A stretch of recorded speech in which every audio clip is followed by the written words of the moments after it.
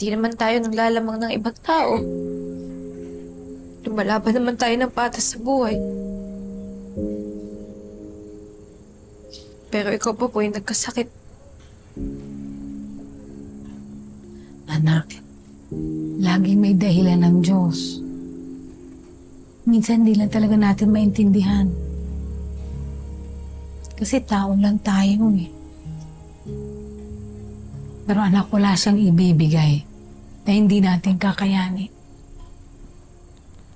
Payakap nga, Nay.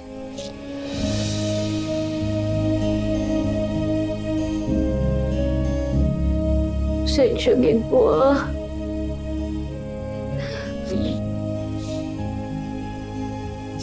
Mina lang po yung loob ko eh. Pero tama po yung sinabi ni Maymay. Hindi po dapat ako nagpapatalo. Ang dami-dami na po natin pinagdaanan eh, di ba? Nung iniwan tayo ni tatay para sa ibang bayan, nakatira pa tayo sa Maynila. Ikaw po yung tumaguyod sa amin nun. Kaya ngayon, Nay, gusto ko ako naman yung gagawa nun.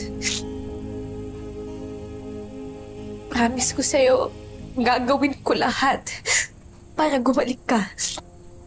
Diba nga po, sabi ni Lola, dugong Ilonggo po tayo, pusong Ilonggo. At walang Ilonggong nagpapatalo.